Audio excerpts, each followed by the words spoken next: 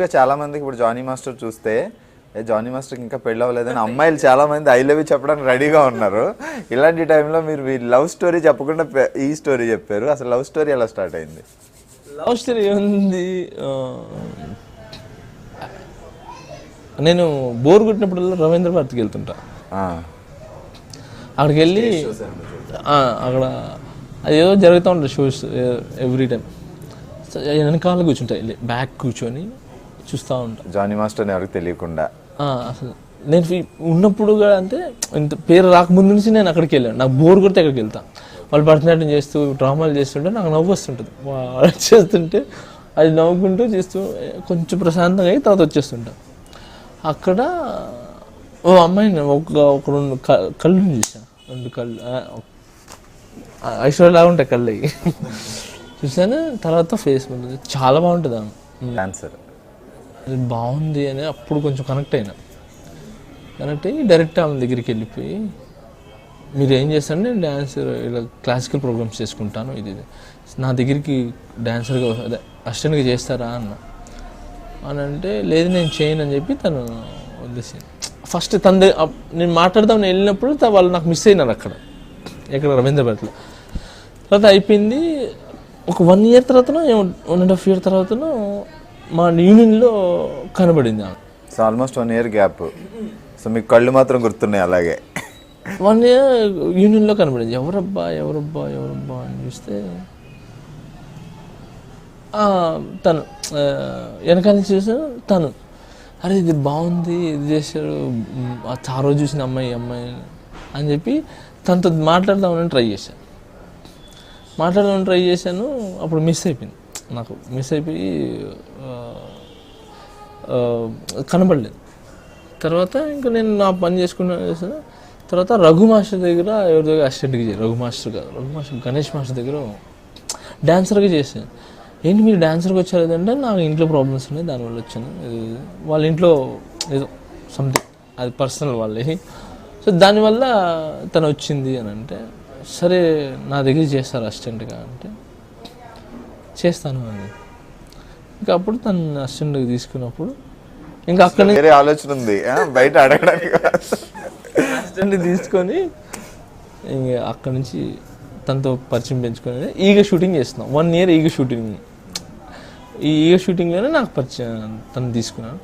ఇంకా అక్కడ నుంచి ఆ ఈగ ఆడియో ఫంక్షన్ అప్పటికి ప్రపోజ్ చేసాను. అప్పటికి అయిపోయింది, ప్రపోజింగ్ అయిపోయి ఆడియో ఫంక్షన్ అప్పటికి పీక్లో ఉన్నా. అంటే ఇంకా మేము ఇద్దరం డిసైడ్ అయిపోయినాం ఏంటంటే, నాకు ఎంబీబీఎస్ ఎవరైనా డాక్టర్ అయితే బాగా ఇష్టం.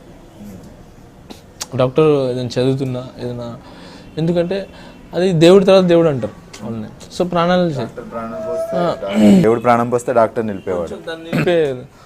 అందుకని నేను తను ఒక పని చేయనన్నా, నేను ఎలా సంపాదిస్తాను నేను చేస్తాను కదా, నువ్వు ఎంబీబీఎస్ చదువు, తను బాగా చదువు, నేను ఎలా డైరెక్టర్గా చేస్తున్నాను కదా, నేను డైరెక్టర్ అయినప్పటికీ నువ్వు ఎంబీబీఎస్ నీది పూర్తి అయిపోతుంది 5 years, ఈ 5 years తర్వాత మనం పెళ్లి చేసుకుందాం అని చెప్పి నేను డిసైడ్ అయిపోయినా. కానీ వాళ్ళ ఇంట్లో మా మ్యాటర్ తెలిసిపోయి,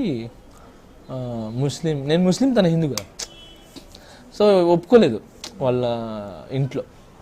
దానివల్ల తను ఆ అమ్మాయిని వేరే పెళ్లి చేయబోతుంటే తను నాకు ఫోన్ చేసి, ఇలా వేరే పెళ్లి చేస్తున్నారు ఏం చేయమంటావు అంటే, నీ ఇష్టం అంటే కట్ చేసా.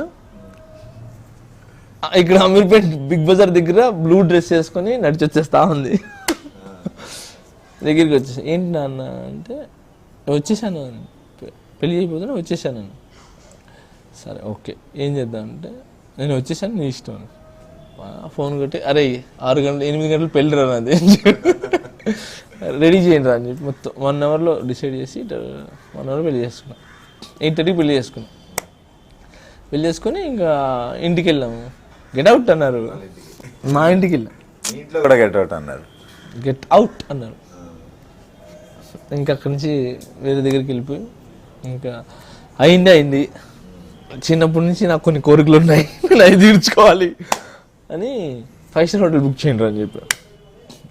సో ఏదో దాంట్లో బుక్ చేశారు, హోటల్ దస్పలా.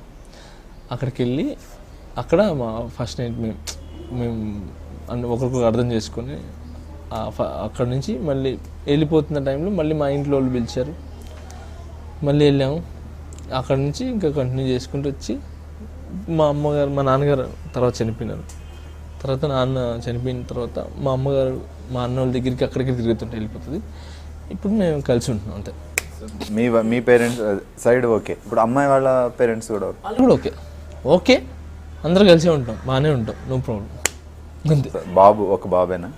బాబు ఆడికి నా సిరాజ్ అని పెట్టే పేరు, ఎందుకంటే మా ఫ్రెండ్ నేను సూపర్, హ్యాట్స్ ఆఫ్ మాట్లాడుకున్నాం, అందుకే ఆడి పేరు సిరాజ్, షేక్ సిరాజ్ అని. మర్చిపోయి మీ దగ్గరే ఉన్నాడు మీ ఫ్రెండ్ ఇప్పుడు. అంతే, దాంతోనే నేను ఇప్పుడు ఆడుకుంటా.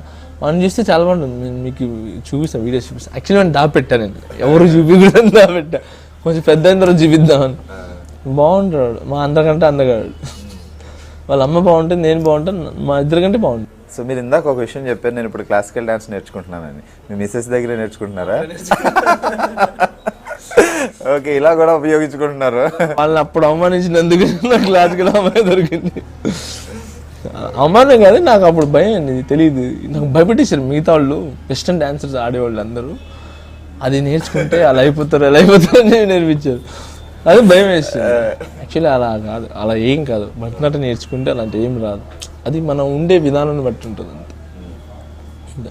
అది నేర్చుకుంది ఆ తర్వాత నాకు తెలుసు.